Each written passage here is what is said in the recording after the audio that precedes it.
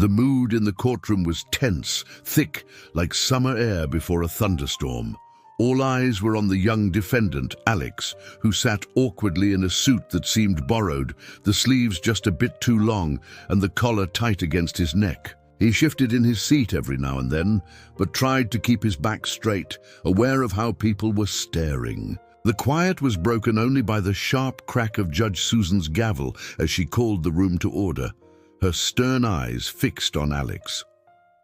Everyone in the city knew Judge Susan for her strict rulings and her habit of cutting lawyers off mid-sentence, with a biting remark.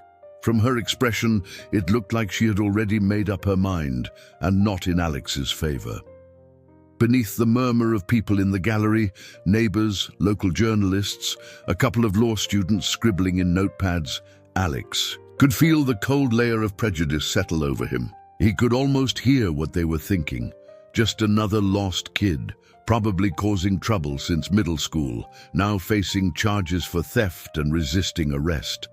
He wanted so badly to defend himself, to explain things as they really were. But for the moment, all he had was his quiet determination. He gripped the arm of his chair, knowing he would have to find a way to surprise everyone in this room and prove he was not who they imagined.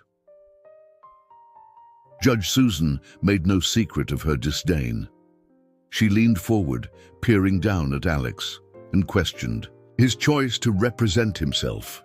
There was a hint of mockery in her tone as she asked if he understood what he was risking, almost as if this whole thing was some kind of reckless game to him. Meanwhile, the prosecutor, Mr. Grant, straightened his blue tie and flashed a smug half-smile at the jury, sure that he would easily win this case against a scared teenager with no formal training.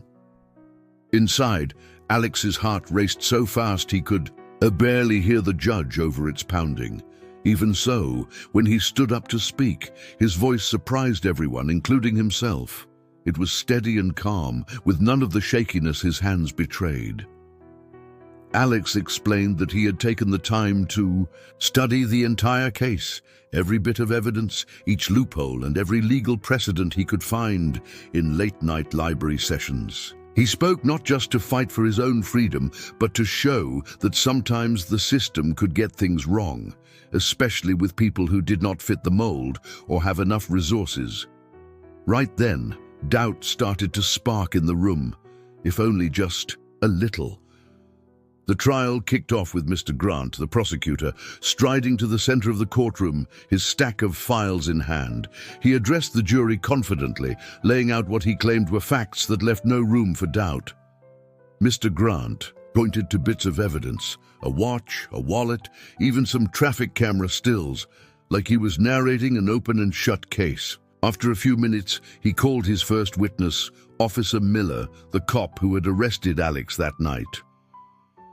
Officer Miller took the stand and, with a measured voice, described the events leading up to Alex's arrest.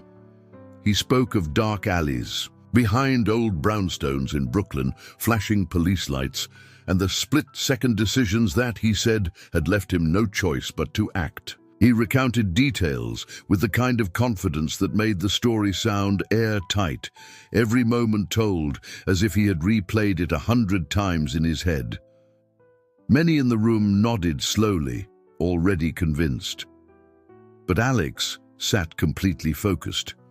He scribbled notes on a yellow pad, jotting down every word, every slight pause, and especially each moment when Officer Miller's account wobbled or contradicted something from the earlier report. Alex knew that the case could change on those small inconsistencies, and that his real chance might be hidden right there in the details. When it was time for cross-examination, Alex stood up and walked to the center of the courtroom, feeling steadier with each step. He looked Officer Miller in the eye and started off with straightforward questions, but soon shifted the focus to details the prosecution seemed to gloss over. "Officer Miller," Alex asked, "how far were you standing from the alley entrance when you say you first spotted me?" The officer hesitated, glancing at his own notes before giving an estimate. Alex pressed further. "Was it raining that night, or was the streetlight on near that corner?" Bit by bit, Alex led Officer Miller into discussing the poor lighting and the narrowness of the alley. As Miller's answers became less certain, some in the audience leaned forward, paying closer attention. "So you're saying you recognized my face, even though you were across the street and it was drizzling?" The officer paused, then admitted he might not have had a perfectly clear view. Alex kept his tone polite, but determined, always coming back to specific facts. Gradually, the courtroom's mood changed. The hush in the gallery grew sharper, filled with surprise instead of skepticism. Even Judge Susan, who had started the morning barely concealing her impatience, now watched more carefully. For the first time, Alex sensed that people were starting to question the story they had been so quick to believe. Alex reached into his folder and took out a large photo of the old sedan that was at the center of the case, holding it up for the jury to see. He handed a copy to Officer Miller, then asked him to point out where exactly he had seen Alex tampering with the car's wires. Officer Miller leaned in, squinting at the photo, then pointed hesitantly at a spot just below the driver's door. Alex nodded and, in a steady voice, asked if the officer realized that the wires in question were actually under the dashboard and could not be seen from outside, especially not at night and in the rain. There was a moment of silence as Officer Miller looked uncertain, then finally admitted, "No, I could not see them from where I was standing." That admission was all it took. Immediately, there was a ripple of low chatter among the people in the gallery, their skepticism now obvious. With the room buzzing, Alex calmly reminded everyone that the prosecution's key piece of evidence was built on an observation that simply could not have happened. For the first time since the trial had begun, Mr. Grant looked rattled, pulling at his tie and glancing down at his notes, realizing this was going to be far from the easy win he had expected. The next person called to the stand was Mrs. Taylor, the owner of the sedan. She was an elderly woman with a gentle voice, yet there was a clear sense of hurt as she described how her car had vanished from where she usually parked it on her busy Brooklyn block. She told the jury about the sinking feeling she had when she realized the car was missing, and about her shock when she found it later, parked a few streets away, with Alex sitting inside. To her, it seemed obvious someone had stolen her car, and luck, or maybe quick police work, had brought about its return. When it was Alex's turn for cross-examination, he leaned forward and gently asked Mrs. Taylor if she had noticed any damage to the locks, or if the ignition had been tampered with. She paused, thinking back, and admitted there were no scratches or broken parts, and that all her CDs and the few bills she had left in the glove box were untouched. Alex then asked if anyone else had access to a spare key. She hesitated, mentioning that her grandson sometimes borrowed the car. As these details came out, the mood in the courtroom shifted again. People began to wonder if Alex really was a car thief at all, or if this whole thing was a misunderstanding. Alex then asked if Mr. Taylor, Mrs. Taylor's husband, could take the stand.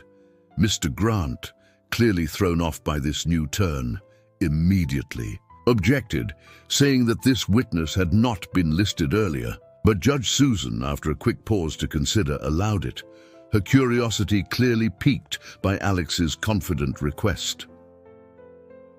Mr. Taylor approached the witness seat, his hands fidgeting the whole way. When Alex asked who else might have used the car, Mr. Taylor hesitated at first, glancing nervously at his wife before finally coming clean. "I let my nephew, Chris, borrow the car that night," he said, his voice barely above a whisper. The words seemed to echo in the sudden silence of the courtroom. Alex pressed gently, confirming details about when and how Chris had gotten the keys. Mr. Taylor nodded, admitting he had given the spare to Chris and just forgot to tell his wife. Everyone was stunned. Jurors exchanged glances, reporters scribbled madly, and Mrs. Taylor stared at her husband in disbelief. Even Judge Susan, who had seemed skeptical of Alex from the very start, now looked at him with a new level of respect. In that moment, the story the prosecution had built started to fall apart, and many began to see Alex in a very different light. After Mr. Taylor's confession, the atmosphere in the courtroom was completely different. What had looked like an obvious car theft now seemed more like a simple family mix-up. Alex took the chance to stand in front of the jury and lay it all out. "The whole case against me," he said, "rests on the idea that I stole a car. But you've just heard that. The car was given to Chris, and I was only found sitting in it. That's not theft, that's confusion." He kept his voice steady, looking each of the jurors right in the eye. Mr. Grant, the prosecutor, stood up and tried one last argument. He said Alex still might have been in the vehicle without permission, but the confidence he had shown at the start was gone. Now, his words sounded weak, as if he was trying to catch water in his hands. The jury listened, but it was clear the energy of the room had shifted. Even some of the people in the gallery whose faces had been hard and suspicious were now quietly nodding along with Alex's logic. The case, which had seemed so cut and dried only a few hours earlier, now looked messy and full of unanswered questions.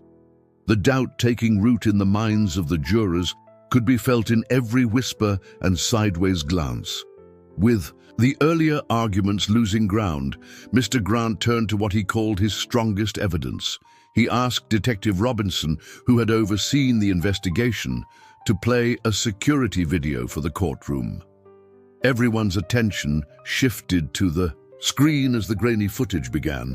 The video showed someone slipping into the old sedan late at night, but the picture was fuzzy and the figure looked like a shadow moving under the dim glow of a street lamp. The prosecution insisted that this person was Alex, pointing out the build and the dark jacket in the video. During cross-examination, Alex stood up and faced Detective Robinson. He kept his tone calm. "Detective, can you say without any doubt that the person in the video is me?" Robinson hesitated, glancing toward the judge. He admitted that because the image was not clear, just a blurry figure with similar clothing and body shape, he could not make a positive identification. The detective explained that the camera had been old, the lighting poor, and most details of the person's face completely lost in the darkness. Alex nodded, then turned to the jury and said, "Wearing the same jacket and having the same build does not make someone guilty. You need more than that to convict a person." The jury seemed to take his point seriously, some shifting in their seats as the doubt grew even stronger. Alex asked if Detective Robinson could review a still frame from the security video alongside him. The judge nodded, so the detective got up and walked over to where the image was projected on the wall.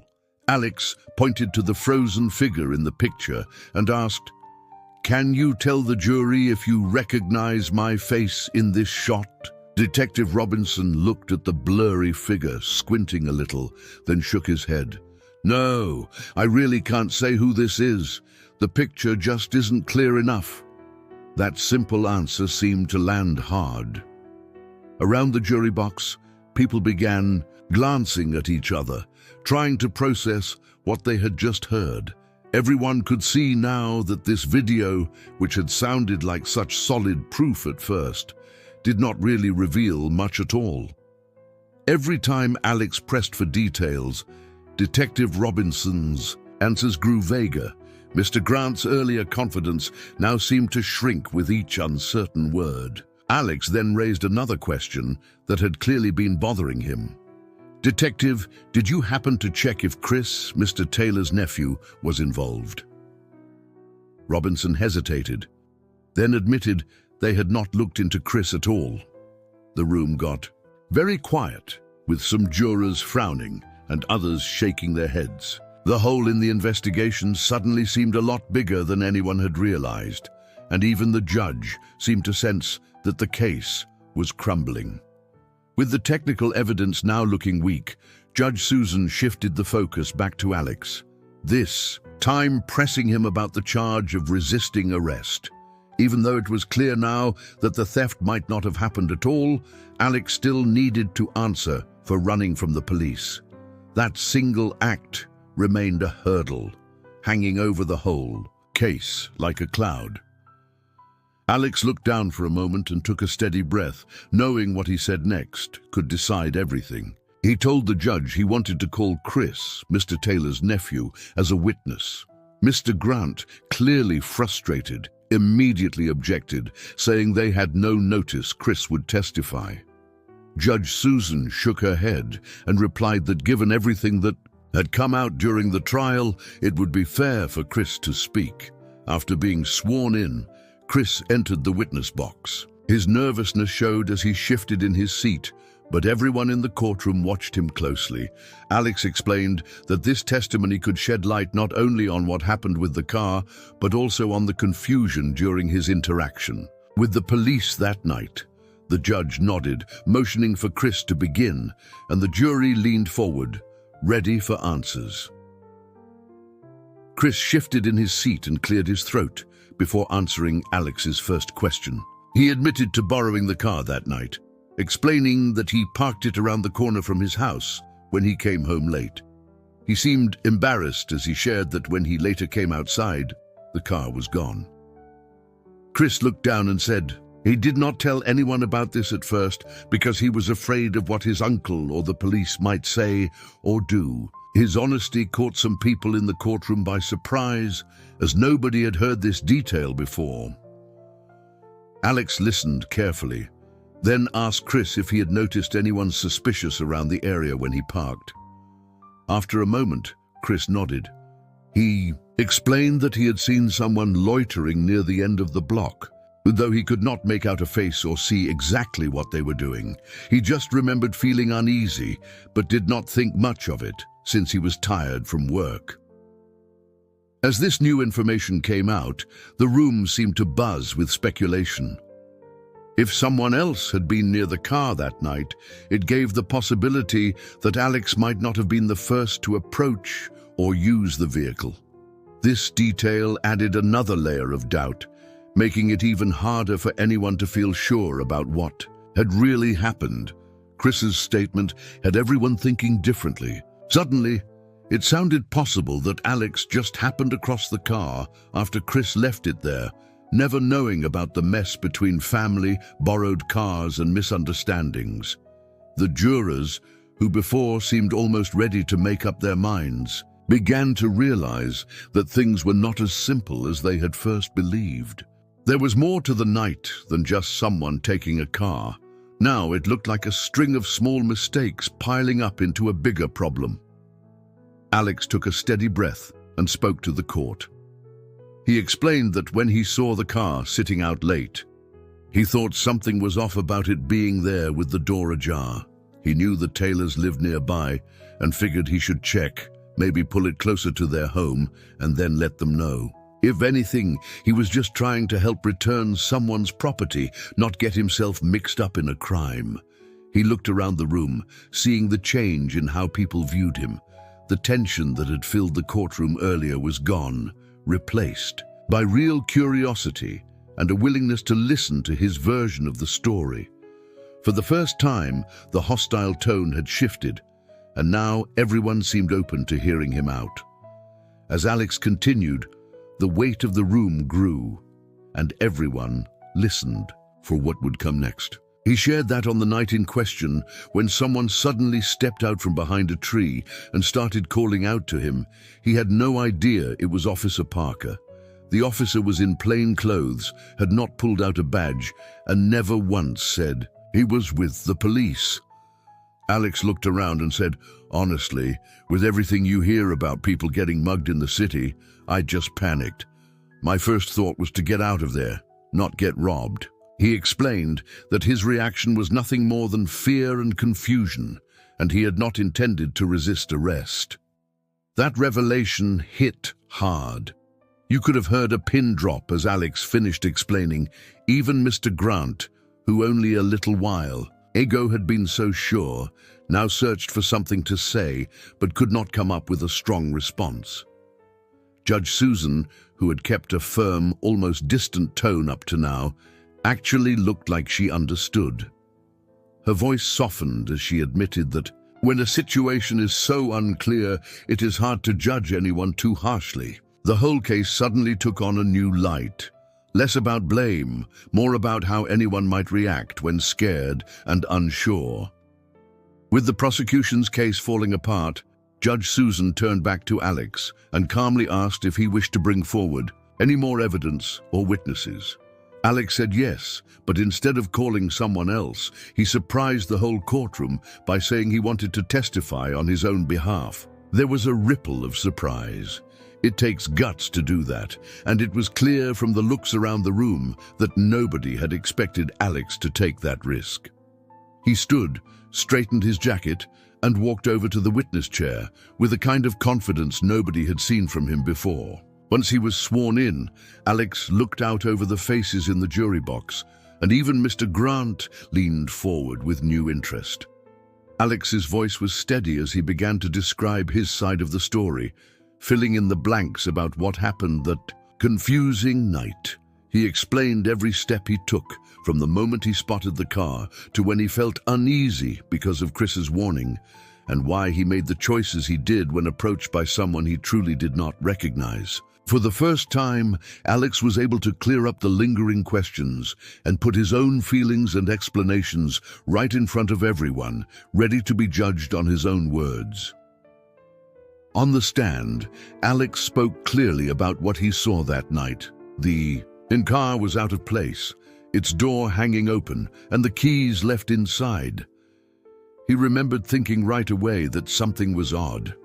All sorts of stories about break-ins and accidents in that part of Chicago came to mind, and he genuinely thought maybe someone needed help or had forgotten their car in a hurry. He told everyone that in that split second, he just wanted to do the right thing, maybe to get the car somewhere safe or let someone in the neighborhood know. As Alex went on, he described the shock he felt when a man he did not know rushed toward him out of the shadows. The stranger said nothing about being a cop, did not show a badge, and looked just like any other regular guy on the street. Alex felt that chill run down his back from pure fear. His heart raced, and his only thought was to get away before anything bad could happen. That decision to run, he said, was not about defying the law. It was just what anyone scared and unsure would do.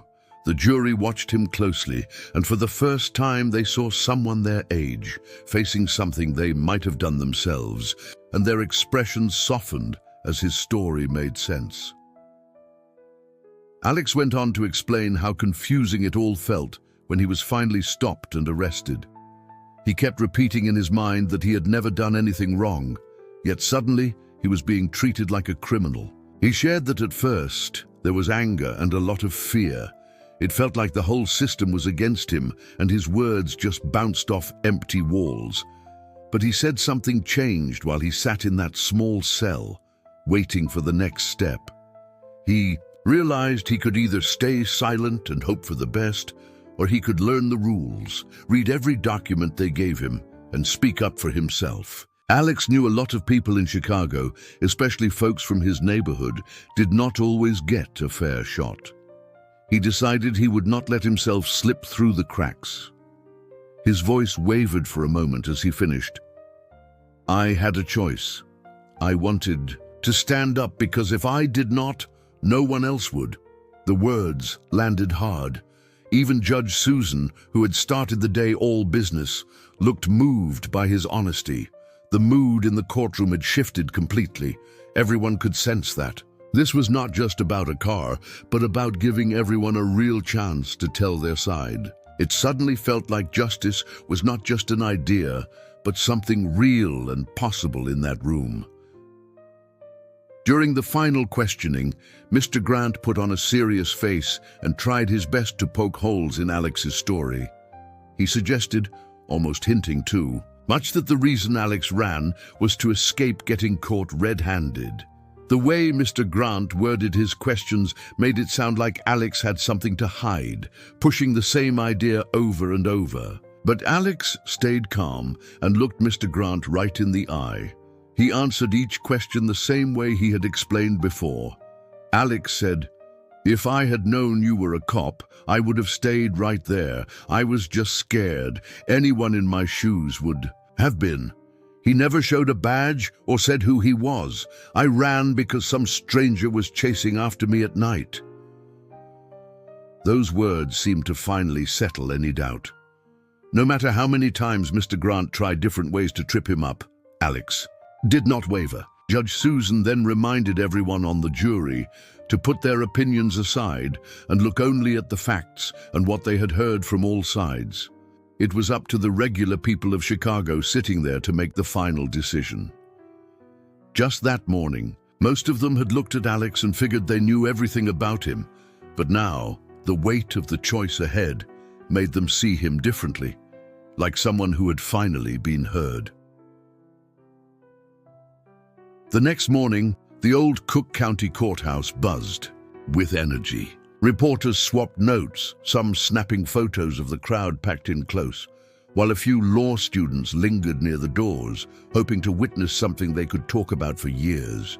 Even a handful of lawyers in dark suits, the kind you usually only see on TV, squeezed into the gallery to watch what would happen next. Alex sat at the defense table, shoulders square, his hands pressed together in his lap. He barely noticed the growing noise in the room. Instead, his mind replayed every step he had taken to get here, every late night reading up on the law, or remembering his mother's advice to always stand up for himself. There was a strange, hushed pride beneath the nerves. Whatever happened, he had at least told his truth. When the courtroom finally quieted down and the clerk asked for the verdict, everyone seemed to hold their breath all at once. The jury foreman stood and read out, clear as day, that Alex was not guilty on all charges. At first, there was only the sound of a few people gasping, but soon, soft whispers and sighs grew into quiet smiles and even a few tears. In that moment, after everything, it felt like justice really did have a place in Chicago.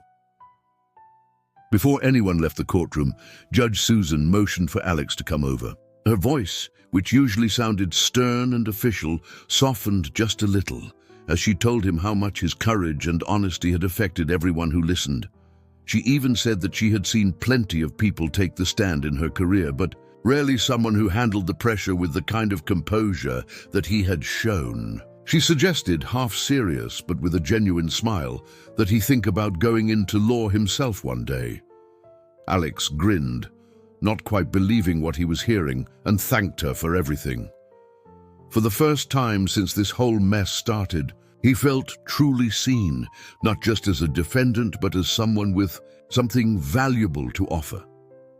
As Alex made his way down the steps of the old courthouse to that busy Chicago street, he was stopped by Officer Matthews, the same cop who had chased him months before. Matthews took off his hat and apologized quietly for the trouble, saying things could have been clearer from the start. Alex shook his hand and told him honestly that in some ways they were both caught up in a system that did not always work right. Now, though, Alex felt a new kind of determination. He wanted to study law and help fix what he could. It was the first time since everything began that the future felt bright.